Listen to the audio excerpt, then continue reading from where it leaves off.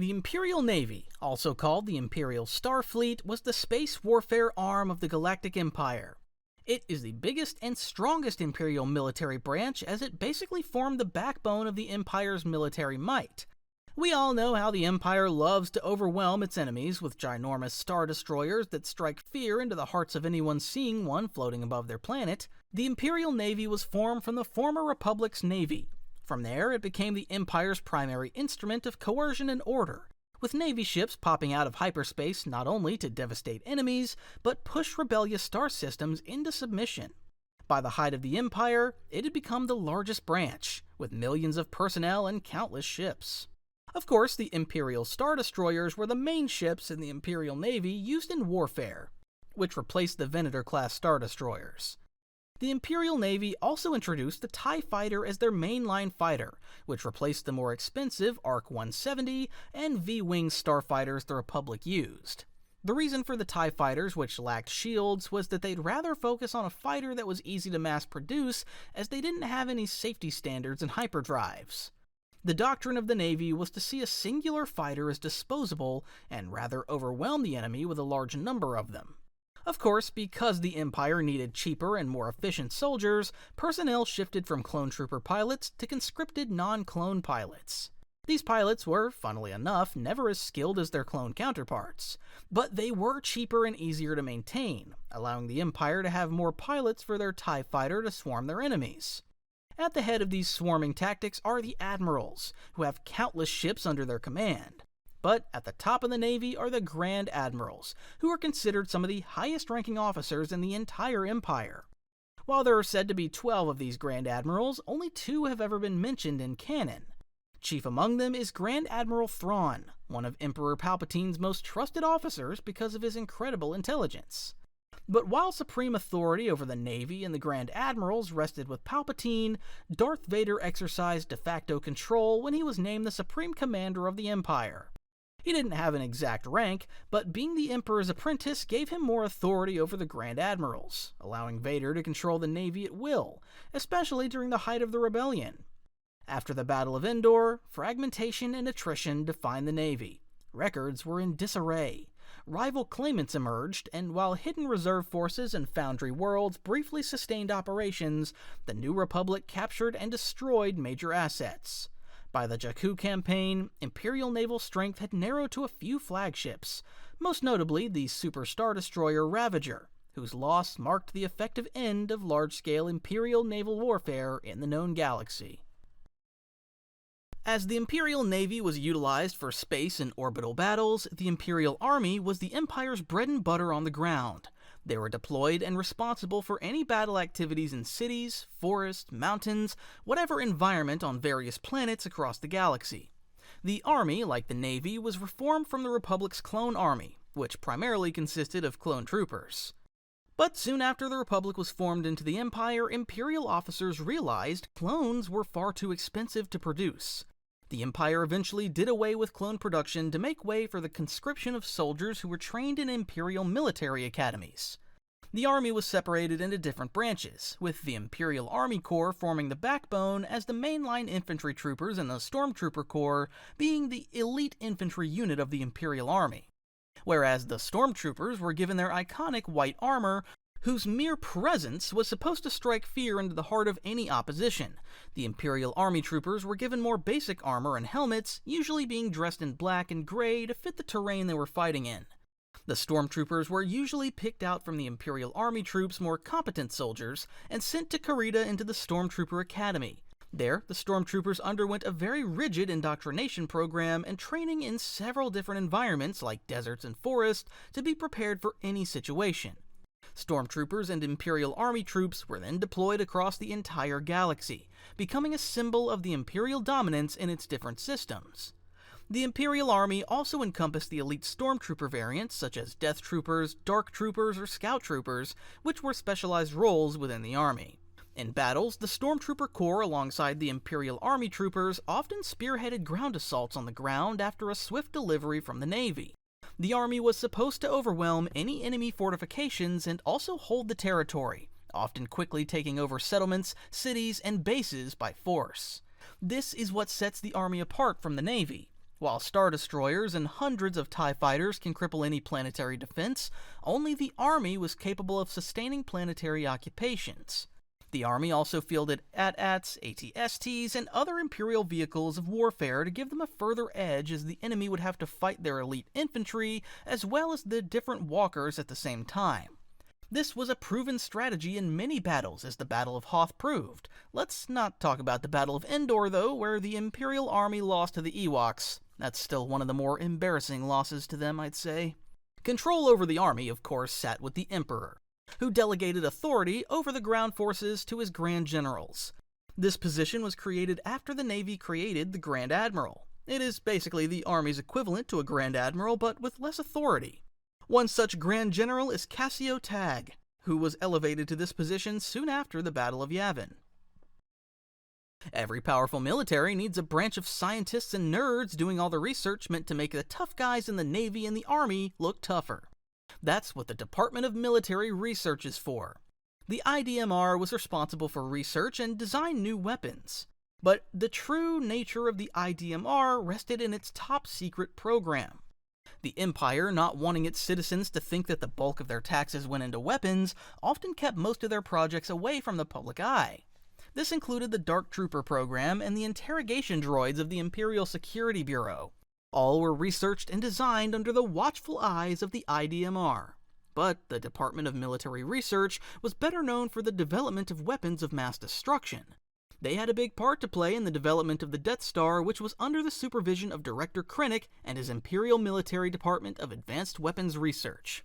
Also, superweapons like the Galaxy Gun, World Devastators, and Sun Crusher were all from the research of the IDMR.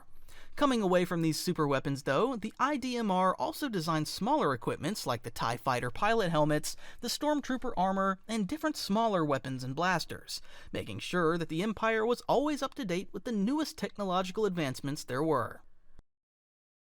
Rarely mentioned in both the canon and Legends continuities, the Imperial Diplomatic Corps is the Imperial military's friendlier arm, because it functioned as the mediator between the Empire and the new worlds that were forced into Imperial rule. The Diplomatic Corps was also responsible for ensuring that there was still a side of the Empire that talks first and shoots later. The Diplomatic Corps often handled negotiations between the Imperial military and other worlds and corporations. Through diplomats, the Diplomatic Corps shakes hands with leaders to distribute Imperial directives to planetary governors, ensuring that all the different systems under the Empire follow the Emperor's policies. But certain policies, of course, needed to be localized for implementation on different planets that have unique circumstances. It mostly depends on the local conditions, but the point is that the goal of the Diplomatic Corps is to ensure a more peaceful and less expensive way of dealing with planets that weren't exactly ready to bend the knee. While little is mentioned about the Diplomatic Corps, it is believed that the military sends this branch to worlds closer to the core, where word travels faster. The Imperial propaganda machine works through the Diplomatic Corps, allowing worlds closer to the core to believe that the Empire isn't all that bad. However, in planetary systems close to the Outer Rim, the Empire is more likely to send diplomats in the form of Star Destroyers and Stormtroopers. In the Legends continuity, it is said that the Diplomatic Corps directive changed from spreading Imperial propaganda through policies to ensuring that the few remaining worlds under Imperial rule were still willing to fight for the Empire. As you know, this didn't work because the Empire eventually fell to ruin, no matter how hard the diplomats tried to make their words hit harder than blasters. Not much is known about the Engineering Corps because it's hardly mentioned in any Star Wars source material. But it is said that it's different from the Imperial Department of Military Research in the sense that it is connected to the Navy and focuses more on developing and testing untested technology. There's also the possibility that this is the more public weapons development arm of the military, allowing the Empire to hide the darker research behind the curtain of the IDMR. That means the Engineering Corps must be responsible for the projects that are far from top secret. This could include new ship designs that the public was readier to accept. The Engineering Corps also handled the construction of bases and facilities that don't exactly scream Death Star. This included regular space stations, mining facilities, shields, and power generators. But while the Engineering Corps is a more public-facing arm compared to the IDMR, that doesn't always mean it doesn't cross the morality line. This military branch is also concerned with coerced labor, particularly species from different planets that the core worlds don't care much about. Automation and efficiency are also priorities for the engineering corps, even if it means stripping planets of their resources and enslaving entire populations. That's why worlds under the engineering corps frequently suffered environmental damage from strip quarrying, overbuilding, and hasty terraforming shortcuts in the name of military necessity.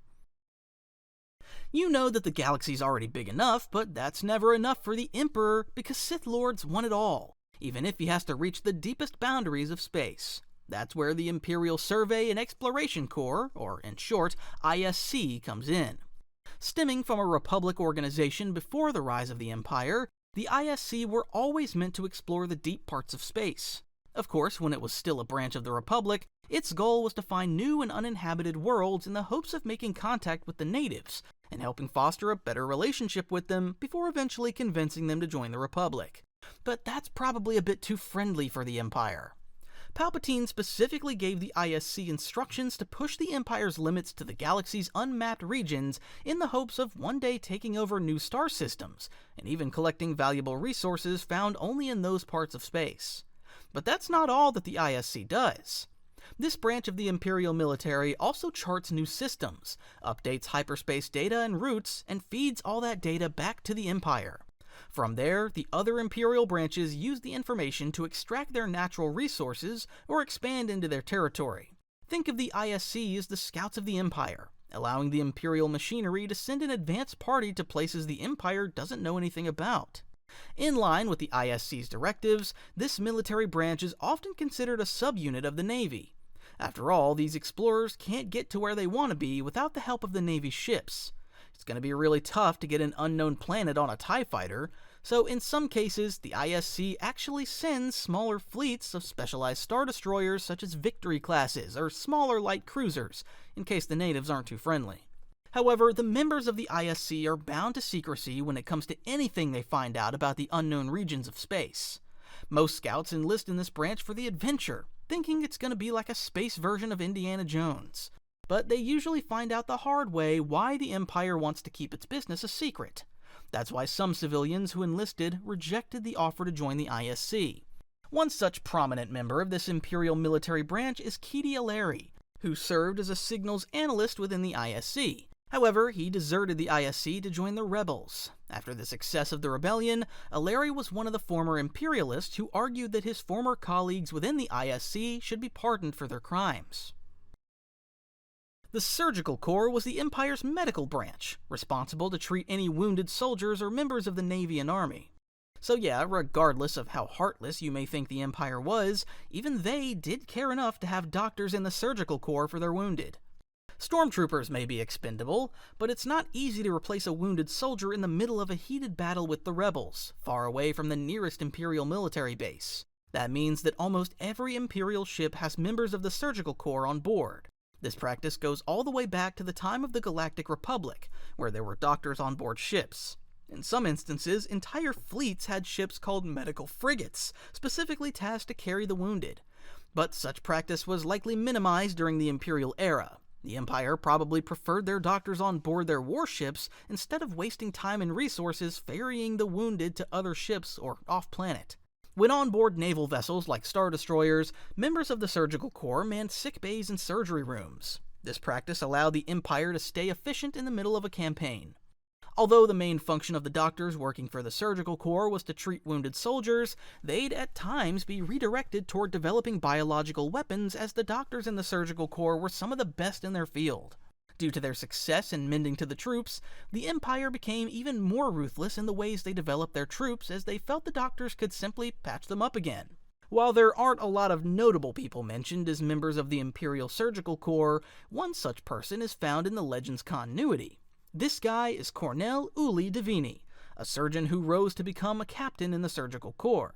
He wasn't the biggest fan of the Empire, but had no choice because he was forced to serve the Imperial military due to his advanced medical knowledge. A few years before the Battle of Yavin, he was assigned to a medical frigate called the Medstar IV at the Death Star construction site. This was where he saw firsthand just how harsh the Empire could be when it came to treating injured laborers and Imperial personnel. The Imperial Military Police is just the same as your regular military police. It's basically the group that polices the members of the military, ensuring no one acts out of line. There aren't a lot of things mentioned about the Imperial Military Police in canon or the EU. The only thing we know is that it's divided into two groups serving the Navy and the Army. There's this quote, though, which is associated with the military police, which says, "The laws were not designed to bring about restitution, but instead would be applied in specific circumstances. There was no stability, safety, or security to be found within Imperial laws."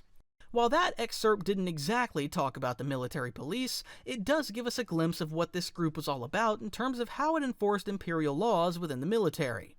It could mean that the military police's primary focus was not to enforce military rules and regulations, as most military police forces should.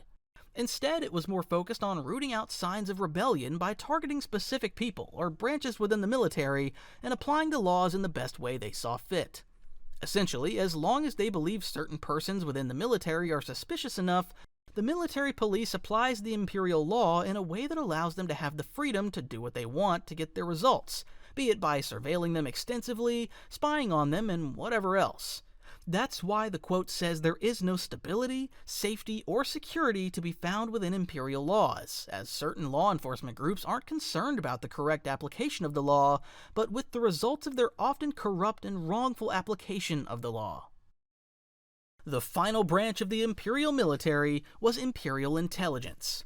Do not mistake this with the Imperial Security Bureau, which is an entirely different branch within the Empire and is well outside the military. Think of Imperial Intelligence as the Imperial military's version of the CIA, using their vast resources to investigate people and groups while sending operatives and spy droids to obtain intelligence. As mentioned, it is different from the ISB. In fact, the two groups were meant to work together. However, you should remember that the guy running the show is a Sith Lord. As you probably know, Sith Lords have a long history of competing with one another and stabbing each other in the back to gain strength. So, naturally, Palpatine would want the different branches within the Empire to compete with one another to gain more power and control. That's why Intelligence and the ISB are often competing for results without going over the limits of their respective duties. So, essentially, Intelligence was the clandestine nerve center of the Empire, working to find threats before they erupted. Sometimes they even planted threats where it suited Imperial strategy. And like any secretive organization, Intelligence also erased people from the face of the galaxy without anyone knowing how or why.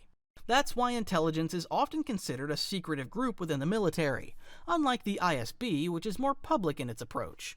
Imperial security cultivated shadows, specialized in foreign intelligence, and conducted deep cover operations meant to gain information or to sabotage different groups by spreading disinformation.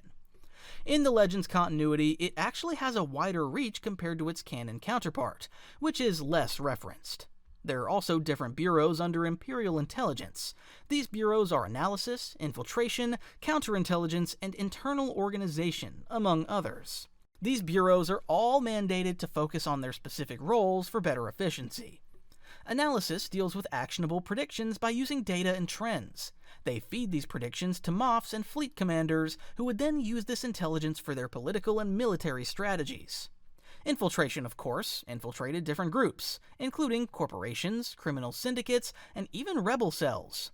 Counterintelligence focuses on hunting spies and sniffing out leaks within the military. This is where Imperial Intelligence often clashes with the ISB over jurisdiction, as counterintelligence deals with duties that are supposed to be reserved for the ISB. Finally, Imperial Organization was the police of Imperial Intelligence. They did not police the military, but rather the members of Intelligence itself, because no one wants those working within Imperial Intelligence to be the ones providing intelligence to enemy groups. Overall, Imperial Intelligence believes in destabilization as the best way to govern entire sectors. So instead of sending out stormtroopers or bombarding planets with star destroyers, Imperial Intelligence uses information, resources, and spies to destabilize planetary systems that aren't exactly open to Imperial presence. In most cases, Intelligence funds pirates or other dissidents who tend to be bigger problems for the locals. But if there was a need to send out a fighting force, Imperial Intelligence didn't hesitate to pave the way for the stormtroopers and warships to have an easier way around shield generators and other types of defenses. As an added note, according to the EU continuity, the Inquisitorius also falls under the ambit of Imperial Intelligence. The Inquisitorius is a group of dark side Force users trained by Darth Vader himself to hunt down Jedi who survived Order 66. So, essentially, they have a specific role, and answer only to Vader himself. These Inquisitors also tend to have authority levels that are outside the usual hierarchy within the military. That means they may or may not listen to the commands of superior officers without getting into trouble. As mentioned, they answer only to Vader, and by extension, the Emperor. The Grand Inquisitor is the most well-known member of the Inquisitorius, given the fact that he is their leader. He was once a Jedi Temple guard who fell to the dark side during Order 66 and defected to the Empire, turning into the strongest and most influential Inquisitor. If Imperial Intelligence functions like the CIA, the Imperial Security Bureau is Star Wars' answer to Nazi Germany's SS, which was Adolf Hitler's secret police. Which wasn't too secret because they committed their atrocities out in the open. In a sense, the ISB is similar to the SS because they're both concerned about the security within the Empire and can be quite public in the way they handle things. Basically, the ISB is not a branch within the Imperial military, but operates as a separate and distinct organization directly under the Emperor himself. But because the ISB handles internal security and counterintelligence, some of its roles either clash with or require the services of the different branches of the military. That's why the ISB and Imperial Intelligence were supposed to work in unison. Instead, they had a rivalry going on, with Imperial Intelligence often stepping beyond its jurisdictional bounds. The jurisdiction of the ISB, of course, focuses more on internal affairs. So, if the military is more concerned about projecting fear outwards, the ISB projects fear inward, making the citizens of the Empire or even the members of the military itself fear Imperial wrath. They keep everyone in line by surveying citizens, soldiers, politicians, and Imperial agencies, all within the bounds of their jurisdiction. Not even the highest-ranking military officers can easily veto or question ISB investigations. The ISB has a long history with Moff Williff Tarkin, one of the most powerful political figures in the Empire because of his relationship with Palpatine. While Tarkin never directly led the ISB, this organization follows his principles embodied in the Tarkin Doctrine, which basically says that order flows from fear. What that means is that the ISB wants people to fear them to maintain order within the Empire. But while the ISB is more in line with the Empire's political machinery, it tends to have some sort of authority over the military as well. Members of the ISB, if needed, can command branches of the military. One good example is Orson Krennic, who led the Imperial Military Department of Advanced Weapon Research under the Imperial Research Department. Krennic's department doesn't fall directly under the ISB, considering it's part of Imperial Research, but during the development of the Death Star, he had a special role within the ISB, as he needed to snuff out the source of the leaks of the Death Star's existence. So, by extension, he had control over a certain part of both the military and the ISB. Another example is Alexander Callis, an ISB agent sent out to hunt the crew of the Ghost during the early days of the rebellion. He operated outside the regular military hierarchy, allowing him to act without authorization from the Navy or military higher-ups and take control of smaller vessels and squads. But while he hardly had any role during the ISB's height, the most powerful member of this organization was Director Colonel Wolf Yularen. You may be familiar with him as the narrator of Star Wars The Clone Wars, and as one of the admirals who formed a good partnership with the Jedi Generals. Soon after the Republic was reshaped into the Empire, Yularen stepped down from his role as Navy Admiral and was assigned to the ISB as its director for many years. Cassian Andor's story also captures the nature of the ISB incredibly well, often conducting meetings and sharing information with leaders overseeing certain sectors within the galaxy. The ISB focused on reading patterns and connecting the dots that eventually led them to possible rebellions in systems across the galaxy. Supervisor Dedra Meero perfectly embodied the ISB's ambitions during the early days of the rebellion. Meero worked her way up the ladder as a supervisor, eventually becoming one of the most trusted officers within the ISB. It was her relentless nature, perfectly symbolic of the ISB, that allowed her to rise through the ranks. She never stopped studying patterns and looking for small signs that could have potentially graduated into legitimate rebellious activities. However, just like the ISB, her ambition led to her downfall, as too much snooping around led to her eventual arrest, with Krennic believing she was linked to the Death Star's leak.